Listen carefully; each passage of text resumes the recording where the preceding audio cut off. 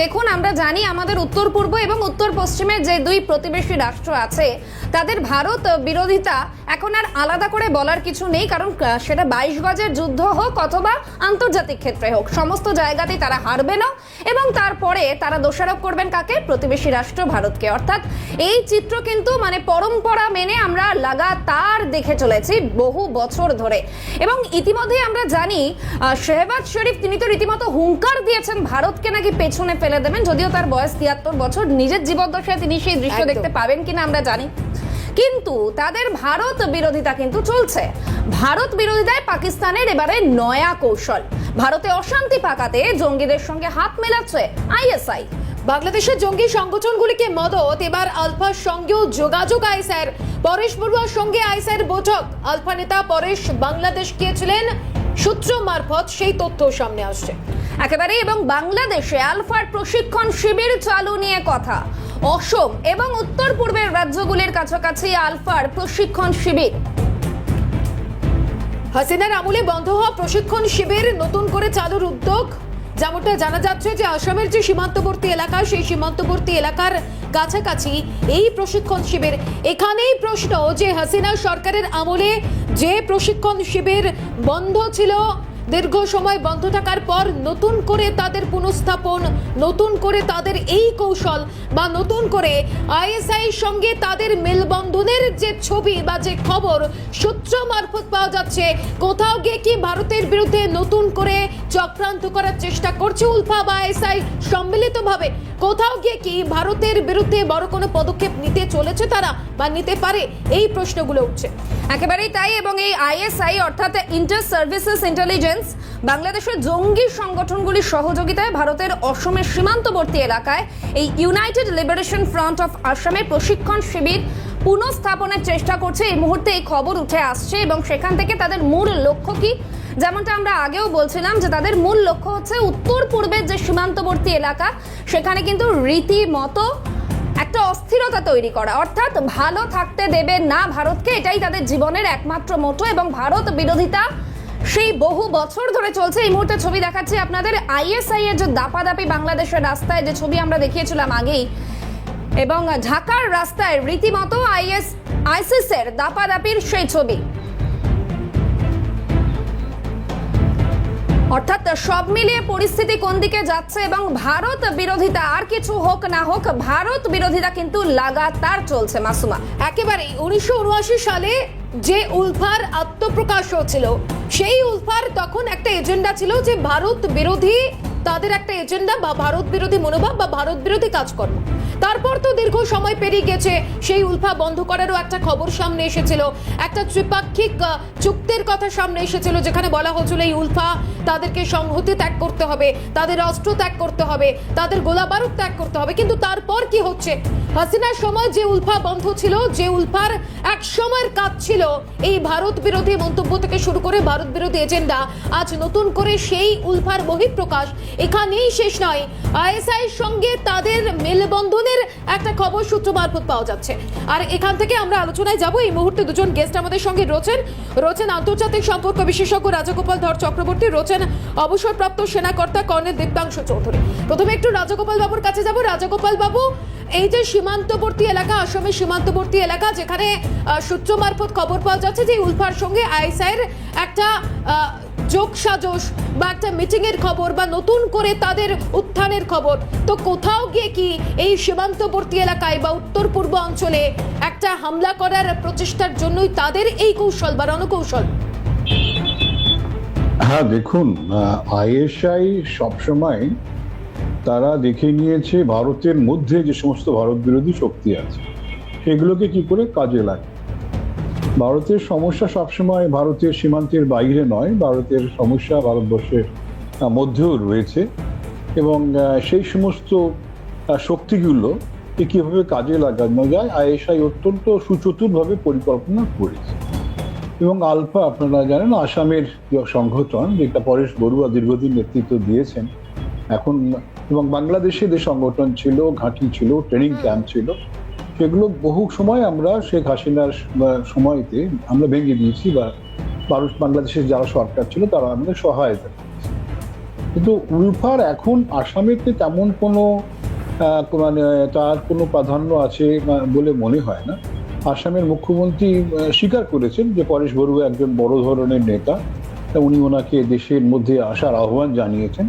সে আহ্বানের কি হয়েছে এখনো আমরা জানি না, তবে তাকে হয়তো বাবা নিশ্চয়ই করতে পারে, বা আরো যারা আছে তাদের কি স্বপ্ন আমি জানি না। আসামকে উন্নত করা, অসমীয় চেতনাকে জাগ্রত করা, সেটা মনে হয় না। তারা যদি, আমি জানি না পরেশ বড়ুয়ার এই মুহূর্তে ভূমিকা কি, এবং আলফাকে নিঃসন্দেহে বা আরো যারা সমস্ত সংগঠন ভারত বিরোধী কাজকর্ম করতে চায় তাদের যেটুকু ভারতবর্ষের মধ্যে রয়ে গেছে, উত্তর পূর্বে অনেক অংশেই কিন্তু আসাম আজকের কিন্তু সম্পূর্ণভাবে ভারতের মেইন স্ট্রিমের সঙ্গে জুড়ে পড়েছে। সেখানকার মানুষ বুঝেছে যে বিচ্ছিন্নতায় কোনো লাভ নেই। কিন্তু উত্তর পূর্ব ভারতবর্ষের কিছু কিছু এলাকা আছে যেখানে নানান প্ররোচনার মধ্যে মানুষ পা দিয়ে রেখেছেন, সেখানে হয়তো সেভাবে পৌঁছানো যায়নি। তার ফলে বিচ্ছিন্নতাবাদের যে সমস্ত কিছু কিছু দৃষ্টান্ত রয়ে গেছে, সংগঠন রয়ে গেছে, তাদেরকে কি করে উস্কানি দেওয়া যায় এবং তাদের যে জনভিত্তি কিছুটা আছে সেগুলোকে কি করে কাজে লাগানো যায়, সেটাই আইএসআই করছে। বাংলাদেশকে আবার সেই ধরনের জঙ্গি ক্যাম্প করে নতুন করে সেখানকার সেই ধরনের প্রাদেশিক চেতনা বা রেশিয়াল চেতনা বা অন্য কোনো ভারত বিদেশি চেতনা আমরা দেখেছিলাম যারা বাংলাদেশের আন্দোলন করছিলেন সমন্বয়কারীরা, তারা বারবারই বলছেন উত্তর পূর্বকে আমরা ভারত থেকে বিচ্ছিন্ন করে দেবো, আমরা কোন কোন কোন মুখ্যমন্ত্রীকে খেপাবো, এরকম কথা কিন্তু বারবার তারা বলেছিলেন। অর্থাৎ উত্তর পূর্ব অংশ যে তাদের টার্গেট এটা পরিষ্কার। এখন আইএসআই সেখানে এসেছে। তবে রাজাগোপাল বাবু, এটা কি বলা যায় যে উলফার যে সুপ্ত বাসনা ছিল কোনো বা কারণে সেই বাসনা চাপা পড়ে গিয়েছিল, এবার আইএসআই এর মদতে বা তাদের চেষ্টায় সেই বাসনা আবার পুনরুজ্জীবিত হলো? না, বাসনা কি হবে এখন তো বোঝা মুশকিল। আইএসআই তাদের ব্যবহার করছে, এখন কতটা তারা ব্যবহার করতে দেবে। দেখুন, এখন পরেশ বড়ুয়ার নাম করছেন, পরেশ বড়ুয়ার সম্বন্ধে হেমন্ত বিশ্ব শর্মা বলছেন উনি বড় নেতা। নিঃসন্দেহে উনি জেনে শুনি সে কথা বলেছেন যে নিশ্চয়ই উনি তার আসামকে ভালোবাসেন বা দেশকে ভালোবাসেন। সুতরাং পরেশ বড়ুয়া এমন কিছু করবেন না যেটা আসামের ক্ষতি হয়, ভারতের ক্ষতি হয়। এখন জানি না ওনার উলফা সংগঠনের অন্য কেউ এতে জড়িয়ে আছে বা পরেশ বাবুর সম্বন্ধে হেমন্ত বিশ্ব শর্মা ধারণা হয়তো সঠিক নয়, এটাও হতে পারে, আমরা জানি না। কিন্তু যাই হোক না কেন, যদি ওনাদের বাসনা থাকে ভারত থেকে আসামকে বিচ্ছিন্ন করবো, সেই ধারণাটারও বাস্তবায়িত করতে গেলে যে ধরনের শক্তি লাগবে, জনভিত্তি লাগবে, সেটা কোনোটাই এই মুহূর্তে উলফা নেই। সুতরাং যতই প্ররোচনায় ওরা পা দিক না কেন, ওরা হয়তো কিছু বিচ্ছিন্ন কিছু ঘটনাও ছাড়া, আতঙ্কবাদী ঘটনা 2-4টে ঘটনা ছাড়া ওদের বিশেষ কিছু ক্ষমতা আছে বলে মনে হয়। বেশ, রাজাগোপাল বাবু একটু সঙ্গে থাকুন, আমি কর্নেল চৌধুরীর কাছে যাওয়ার চেষ্টা করবো। কর্নেল চৌধুরী, যেই ছবি উঠে আসছে, যেই ঘটনাগুলো ঘটছে, তাতে কি এদের মূল লক্ষ্য এই মুহূর্তে, আমাদের উত্তর পূর্ব এবং উত্তর পশ্চিমের প্রতিবেশী রাষ্ট্র কি এই মুহূর্তে একটাই লাইফের মতো যে ভারতে অশান্তির ছক কষতে হবে? দেখুন, এই 5ই অগস্ট 2024-এর পর যে তক্তাপলট হলো, আমার মনে হচ্ছে বাংলাদেশে যে রেজিম চেঞ্জ হলো, যে হাসিনা সরকারকে চেঞ্জ করলো, তাদের কি একমাত্র অবজেক্টিভ ছিল ভারত টার্গেট এবং ভারত বিদ্বেষীটাকে বাড়িয়ে দেওয়া। যদি ভারত টার্গেট হয়ে থাকে তাহলে আমাদের মনে হবে যে হাসিনা সরকারকে যে চেঞ্জ করা, বাংলাদেশকে আরো শক্তিশালী ডেভেলপমেন্ট, ওদের যেহেতু একটা অন্য রাষ্ট্র, তার একটা নিজস্ব সার্বভৌমত্ব আছে, সেই যে চেঞ্জ করলো, তাদের টার্গেট আমার মনে হয় একমাত্র ভারত ছিল। এবং ভারত টার্গেট ছিল বলেই 25শে জানুয়ারি আমরা দেখলাম যে ডিজিআইএসআই সঙ্গে আরো কিছু অফিসার বাংলাদেশে গেলেন এবং আজ পর্যন্ত তারা বিভিন্ন জায়গায় ছড়িয়ে আছে। বিশেষ করে চট্টগ্রামে আমরা জানি, কক্সবাজারে জানি, এবং যে রোহিঙ্গাদের বিভিন্ন রোহিঙ্গা যে ক্যাম্প আছে, তাদের একটা প্রশিক্ষণ ওখানে আইএসআই এবং পাকিস্তানের এসএসজি তারা কিন্তু শুরু করে দিয়েছে। ওখানে মেজর সাদ্দিক আলম এসছেন, আমি ক্যামেরার সামনে বলতে কোনো আপত্তি নেই, যে চট্টগ্রামে একটা বৃহৎ অংশে রোহিঙ্গাদের তাদের একটা ট্রেনিং দেওয়া শুরু করে দিয়েছে। এক, দ্বিতীয়ত রংপুরে যেটা এই চিকেন নেক যেটা বলি 21 কিলোমিটার যে করিডোর, শিলিগুড়ি করিডোর, তার আশেপাশে কিন্তু আইএসআই এর বিভিন্ন অফিসারদের ঘোরাফেরা দেখা গেছে এবং সেরম বিভিন্ন সূত্র থেকে ভারতের কাছে মেসেজ এসছে, তারা আইএসআই এর একটা মুভমেন্ট ওখানে কিন্তু খুব বেশি রকম দেখা গেছে এক। এবং আপনারাই দেখিয়েছে এবং আমাদের কাছে সূত্র থেকে যে মেসেজ আছে যে দিন 3-4 দিন আগে প্রত্যেক দিন রাত্রির বেলায় 2টোর থেকে ভোর 4টের মধ্যে বিভিন্ন রেডিও সিগন্যাল, যেটা উর্দু, আরবিক এবং বাংলায়, বনগাঁ, বসিরহাট, সোনপুর অথবা দক্ষিণ 24 পরগনায় বিভিন্ন জায়গায় radio signal, wireless radio signal কিন্তু মনিটর করা হচ্ছে আমাদের দিক থেকে, যেটা মনে হচ্ছে। আর এই ভাষাটা হচ্ছে উর্দু আর আরবিক এবং বাংলা। তাতে মনে হচ্ছে যে সূত্রে আমরা মেসেজগুলো পাচ্ছি, তাতে পরিষ্কার যে আইএসআই অ্যাক্টিভিটি কিন্তু সক্রিয় হয়েছে। এবং এটা কোথায় শুধু আমাদের এখানে হচ্ছে না, এটা যেটা আপনারা আজকে মূল দেখাচ্ছেন, এই নর্থ ইস্ট রিজিয়নে 7 সিস্টারের বিভিন্ন জায়গায়, মেঘালয়, মিজোরাম, নাগাল্যান্ড এবং ত্রিপুরায় এই সিগন্যালগুলো কিন্তু পাওয়া যাচ্ছে। যেটা স্যার এক্ষুনি বললেন, পরেশ বড়ুয়া আজকের দিনে হয়তো অতটা ইম্পর্টেন্ট নয়, কিন্তু ডিজিআইএসআই আসার পর যে অ্যাক্টিভিটি শুরু হয়েছে এবং ভারতের বিরুদ্ধে যেসব অ্যাক্টিভিটি শুরু হচ্ছে, এটা কিন্তু আমরা সতর্ক হচ্ছি। তবে এখান থেকে কর্নেল চৌধুরী একটা বিষয় একটু জানতে চাইবো, একদিকে সূত্র মারফত এই খবরগুলো যেমন পাওয়া যাচ্ছে, সূত্র মারফত এও খবর পাওয়া যাচ্ছে যে আইএসআই এর সঙ্গে ইতিমধ্যে পরেশ বড়ুয়া সাক্ষাৎও করেছেন, সেক্ষেত্রে তাদের প্রশিক্ষণ শিবিরের পুনঃস্থাপন সেই বিষয়টাও সূত্র মারফত সামনে আসছে। যদি সেক্ষেত্রে সেই বিষয়টা সত্য হয়, তাহলে ভারতীয় সেনাকে সীমান্তবর্তী এলাকায় ঠিক কতটা সক্রিয় হতে হবে, এবার কিভাবে এগোতে হবে ভারতীয় সেনাকে? আপনার কথাটা আমি অত পরিষ্কার শুনতে পেলাম না, তবু আমি বলছি যে আপনি এই 2 দিন আগে বাংলাদেশ চিফের কথা শুনেছেন, একটা হুমকির কথাই বাংলাদেশের যে সেনা প্রধান তিনি জানিয়েছেন যে 7-8 মাস উনি দেখেছেন। আর এই মেসেজটা এসছে, আপনারা প্রত্যেকেই জানেন যে পেন্টাগন থেকে কোনো না কোনো কল এসছিল ওনার কাছে, এবং ভারতের আমাদের এনএসএ এই পশ্চিম বাংলায় কিছুদিন আগে এসেছিলেন, এই সপ্তাহখানেক আগে তার একটা মুভমেন্ট ছিল। তারপর পেন্টাগনের থেকে একটা নিশ্চিতভাবে কল এসছে, যেটা আমরা মনিটর করে আমরা জানি যে বাংলাদেশের সেনাপ্রধানের কাছে একটা কল এসেছিল, এবং তারপরেই সেনাপ্রধান কিছু বক্তব্য বাংলাদেশের নাগরিক কাছে এবং বিশেষ করে ইউনিট সরকারের সামনে রেখেছিল। Enough is enough. আমি 8 মাস ধরে অনেক কিছু দেখছি, আপনারা নিজেরা যা যা করছেন আপনাদের বাংলাদেশের বিরুদ্ধে চলে যাবে, এটা আপনারা আর হতে দেবেন না।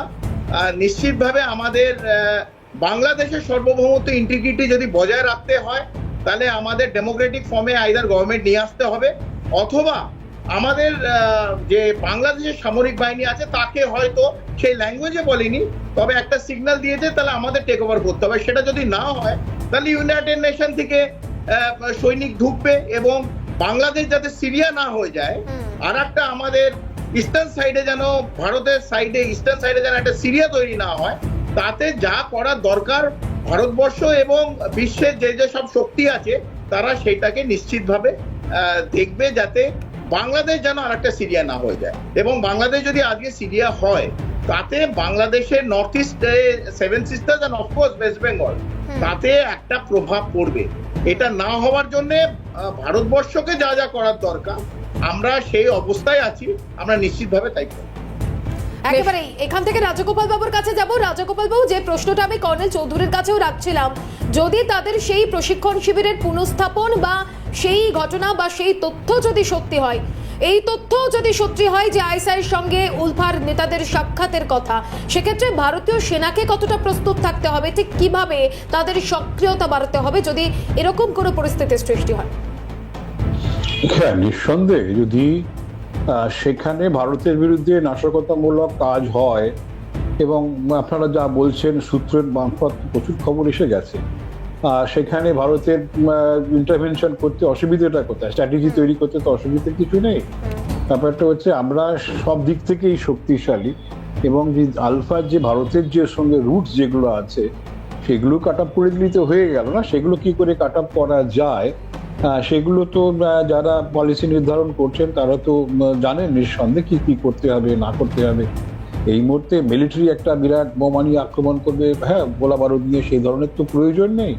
প্রয়োজন হচ্ছে যে যেখান দিয়ে আলফা যে সমস্ত শক্তিগুলো এখনো রয়ে গেছে, যদি আলফা নিয়েই আলোচনা করে, একদম তাদের যে সমস্ত এলাকায় শক্তি রয়ে গেছে তারা তো সেইগুলোকে ব্যবহার করবে, অচেনা জায়গায় তো ঢুকতে পারবে না। সুতরাং কোথায় তাদের শক্তি আছে সেই শক্তি এই জায়গাগুলো খুঁজে বার করা।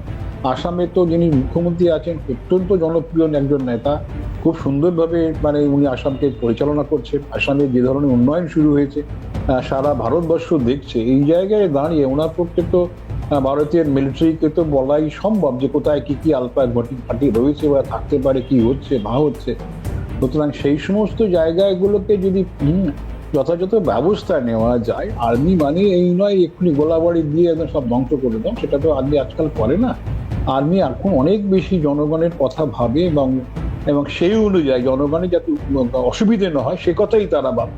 এবং আমার ভালো লেগেছে বাংলাদেশের যিনি সেনানায়ক আছেন তার ভূমিকা আমি অবাক হয়েছি, এত সুন্দরভাবে উনি ব্যাখ্যা করেছেন এবং উনি দেশকে ভালোবাসেন সেটা উনি পরিষ্কার জানিয়ে দিয়েছেন। বাংলাদেশ তার দেশকে ভালোবাসুক না, সেখানকার সেনানায়ক তাদের, আমাদের তো অসুবিধে কিছু নেই। সুতরাং আমাদের দেশকে আমাদের সুরক্ষিত রাখতে হবে। সুতরাং কোথায় কি কি বাধা আছে সেগুলো দূর করতে হবে। আর্মি ব্লু প্রিন্ট তৈরি করুক, বলুক এই জায়গা দিয়ে ঢুকতে পারে, কোন কোন জায়গায় সংরক্ষিত নেই, সেগুলো কেন সংরক্ষিত নেই, এক্ষুনি তার সুরক্ষার ব্যবস্থা করা উচিত। আমরা কতদিন ঢিলে ঢালামের মধ্যে দিয়ে যাবো? এখন এমন কোনো টেকনোলজি নেই যে আমরা কোনো এলাকা অরক্ষিত থাকবে, সেগুলো তো নানানভাবে সুরক্ষার ব্যবস্থা করা যায়, ডিজিটাল নানান ব্যবস্থা এসেছে। সুতরাং এই গড়িমসি ধীরে চলার নীতি, এটাই তো যে ফেডারেল স্ট্রাকচারের মধ্যে আমরা রয়েছি, সেখানে যেই রাজ্য যদি কোনোভাবে সহায়তা না করে, কেন্দ্র তো আমাদের সংবিধানে নানান ব্যবস্থা আছে, সুতরাং একটু কঠোর ব্যবস্থা যদি ভাবা যায় তাহলে কিন্তু যারা আসছেন তারা সবাই কিন্তু স্থানীয় লেভেলের সাহায্য নিয়ে ঢুকছেন। হ্যাঁ, বর্ডারে যে সমস্ত রাজ্যগুলো আছে তাদের সহায়তা ছাড়া, তাদের প্রশাসনের সহায়তা ছাড়াই আতঙ্কবাদীরা কোনোভাবেই ভারতবর্ষে প্রবেশ করতে পারে না। সুতরাং কেন্দ্রের হোম মিনিস্ট্রি হোক, ডিফেন্স মিনিস্ট্রি হোক, তাদের এগুলো সজাগ থাকা দরকার এবং তারা রাজ্য সরকারকে সেভাবে নির্দেশ দিক, বা যে রাজ্য সরকার নির্দেশ শুনতে চাইবে না তাদের সাংবিধানিক তাদের যে সমস্ত হস্তক্ষেপের কথা বলা আছে সেগুলো করুক। কেননা দেশের সুরক্ষা সেটা কোনো ছেলে খেলার ব্যাপার হতে পারে না। ওরা যদি দেখা যায় যে একটা বিরাটভাবে তারা আক্রমণ করে বসলো, আর হ্যাঁ খুব যেটা দীপ্তাংশু বাবু বলছেন, খুব অল্প এলাকাতেও আমাদের চিকেন করিডোর আছে, সেখানে যদি ব্যাপক মিলিটারি ইন্টারভেনশন আইএসআই পাকিস্তান হ্যান ত্যান সবাই নিয়ে থাকে, আমি জানি আমাদের সেখানে যথেষ্ট ব্যবস্থা আছে। দীপ্তাংশু বাবু আমার থেকে অনেক ভালো জানেন, মিলিটারি লোক হিসেবে কর্নেল ছিলেন। আমরা কি করতে পারি সে ব্যবস্থা উনি হয়তো বলতে পারবেন না ক্যামেরার সামনে, কিন্তু আমাদের যথেষ্ট ব্যবস্থা আছে। কিন্তু কোনো দুর্ঘটনা যদি ঘটে যায় এ তো লজ্জার কারণ থাকবে না, তার আগেই আমাদের ব্যবস্থা কিছু নেওয়া যায়। একেবারে রাজাগোপাল বাবু আগে থেকেই সতর্ক হতে হবে আমাদের। অবশ্যই রাজাগোপাল বাবু এবং কর্নেল চৌধুরী দুজনকে আমি একটু সঙ্গে থাকার অনুরোধ করবো, কারণ আমাদের জিরো আওয়ারে এখন একটা ছোট্ট ফিরে এলাম বিরতির পর। আপনারা দেখছেন জিরো আওয়ার, মাসুমা এবং আমি শাহানা রয়েছে আপনাদের সঙ্গে রয়েছেন রাজাগোপাল বাবু এবং রয়েছেন কর্নেল চৌধুরী। আমি কর্নেল চৌধুরীর কাছে যাওয়ার চেষ্টা করব। কর্নেল চৌধুরী, আমরা জানি ওয়াকারুজ্জামানের যে বার্তা যে একেবারে রিস্কের মধ্যে রয়েছে গোটা বাংলাদেশ, এমনটা তিনি নিজের বার্তাতেই জানিয়েছিলেন এবং টেক ওভার করার বিষয়টাও তিনি স্পষ্ট করে দিয়েছিলেন, কিছুটা কড়াভাবে হুঁশিয়ারি দিয়েছিলেন জাতির উদ্দেশ্যে। ঠিক তার পাশাপাশি আমরা দেখতে পাচ্ছি এর পরেও এই যে পাকিস্তান এবং বাংলাদেশের যে সখ্যতা দীর্ঘদিন ধরে আমরা দেখতে পাচ্ছি আন্তর্জাতিক মানচিত্রে বারবার উঠে আসছে এবং এক্ষেত্রেও কোনো একটা জায়গায় গিয়ে ভারতের উপর নির্ভরতা থাকলেও ভারতে অশান্তির ছক বারংবার কষা। সেক্ষেত্রে দাঁড়িয়ে বাংলাদেশ কি নিজের পায়ে নিজে কুড়ুল মারছে না? একদম ভাবে বাংলাদেশ নিজের পায়ে নিজে কুড়ুলি মারছে তো 100%। বাংলাদেশ ভুলে গেছে যে বাংলাদেশ বলে কিছু ছিল না। 1947-এর আগে ওই যেটাকে আজকে আপনি বাংলাদেশ বলছেন ওটার নামই ভারত ছিল, ওটার নামই ভারত। এবং 47-এর পর 48-এ গিয়ে সেটা পূর্ব পাকিস্তান হয়ে গেল, ওয়েস্ট পাকিস্তান। সেই ওয়েস্ট পাকিস্তানের ডকেটেড ইতিহাস অনেক বাংলাদেশের নাগরিক যারা আপনার চ্যানেল দেখছে তারা ভুলে গেছে, তাদের মনে করিয়ে দিই। এই 30 লক্ষ এই বাংলাদেশ নাগরিক আপনাদের পূর্বসূরি, তাদের আপনাদের মা বোনেদের যারা নির্যাতন করেছে তাদের আপনারা আজকে ক্ষমা করে দিচ্ছেন, তাদের ইউনিট সরকার কোলে বসাচ্ছে। এবং 71-এর পর যাদের এই বাংলাদেশের আর্মিকে, সৈনিককে অথবা তখনের যে বাংলাদেশ নাগরিককে যে ভারতীয় সামরিক বাহিনী যে ট্রেনিং দিল এবং ভারতের সামরিক বাহিনী যে সামনে দাঁড়িয়ে নতুন একটি রাষ্ট্রের জন্ম দিল বাংলাদেশ, সেই বাংলাদেশে 5ই অগস্ট 2024 পর সমস্ত ইতিহাস ভুলে গিয়ে ভারত বিদ্বেষী যে মৌলবাদী শক্তিকে আপনারা আবার তাগিয়ে তুললেন, ভারত বিদ্বেষের একটি রাস্তা বানিয়ে দিয়ে পাকিস্তান যে আপনাদের এত নির্যাতন করেছিল, তাদের ইউনিট সরকার একটা সুদ ব্যবসায়ী তাদের আবার কোলে বসালো। আপনাদের এবার চিন্তা করতে হবে, আপনারা নিজের পায়ে কুড়ুল মারছেন না ভারত বিদ্বেষী করে আপনাদের কোনো লাভ হবে? ভারত আজকে এখনো প্রতি মুহূর্তে ভারতের উপর নির্ভরতা রয়েছে, কিন্তু তা সত্ত্বেও এই ধরনের ভূমিকা তাদের। ভারত আজকে বিশ্বে 5th largest economy, will soon become the 3rd largest economy. আর মিলিটারি পাওয়ারে one of the most powerful economic and military power in the world today। সেই জায়গায় একটা লিলিপুট দেশ, যাকে ভারতের ওপর চাল ডাল থেকে সকালবেলা ঘুম থেকে উঠে, আমি যেটা বারবার বলি, একটা টুথপেস্ট বোরলিনের ওপর নির্ভর করতে হয় ভারতবর্ষের ওপর। তাদের যে কোনো স্পেশালাইজ মেডিসিন অথবা মেডিকেল সার্ভিসের জন্য তার জন্য পুরো নির্ভর করতে হয় কলকাতা এবং ভারতের ওপর। তারা ভারত বিদ্বেষী হয়ে যে উঠছে এবং একটি ছোট সমুদায় এই মৌলবাদী তাদের কথায় যে এত একটা সংখ্যা বাংলাদেশের নাগরিক, মেজরিটি যদি সেটা মেনে নেয়, তাহলে আমার মনে হয় বিপদ ডেকে আনছে, তাদের দরজা কড়া নাড়ছে। এবং ওনাদের সেনাপ্রধানের কথা যদি মেনে চলতে পারে ওরা, তাহলে মনে হয় সুবুদ্ধির উভয় হবে এবং ঠিক জায়গায় ওরা চলতে পারবে। না হলে কিন্তু আরো কয়েক মাস পর তাদের জন্য কিন্তু খুব বিপদ ঘনিয়ে আসছে। একেবারে কর্নেল চৌধুরী, তাদের জন্য বিপদ একদিকে ঘনিয়ে আসছে, অন্যদিকে তাদের সুবুদ্ধির উদয় কবে হবে, এটাই কিন্তু প্রশ্ন। অনেক ধন্যবাদ জানাবো কর্নেল চৌধুরী এবং রাজগোপাল বাবু দুজনকে। সত্যিই তো ঘরে বাইরে এমনিতেই চাপে বিধ্বস্ত এই বাংলাদেশ, তার উপর এই যে উলফার সঙ্গে তাদের সাক্ষাৎ, তাদের নতুন করে বন্ধুত্ব, উলফার সঙ্গে আবার আইএসআর এর সাক্ষাৎ, তাদের প্রশিক্ষণ শিবির পুনঃস্থাপন, ঠিক কোন দিকে তারা মোড় নিতে চাইছে, যেখানে ভারতের উপর তাদেরকে নির্ভর করতে হচ্ছে প্রত্যেকটা ক্ষেত্রে শাহানা, ঠিক সেখানেই ভারত বিরোধী মন্তব্য, ভারত বিরোধী পদক্ষেপ নেওয়ার জন্য একেবারে উঠে পড়ে লেগেছে বাংলাদেশ। একেবারেই তাই। এবং বাংলাদেশের পরিস্থিতি পরবর্তীতে কোন দিকে যায় অবশ্যই সেদিকে তো আমাদের লাগাতার নজর থাকবে। তবে জিরো আওয়ার এখানেই শেষ করতে হচ্ছে। দিনভর সমস্ত গুরুত্বপূর্ণ খবরের আপডেট পেতে আপনাদের নজর থাকুক ক্যালকাটা নিউজে।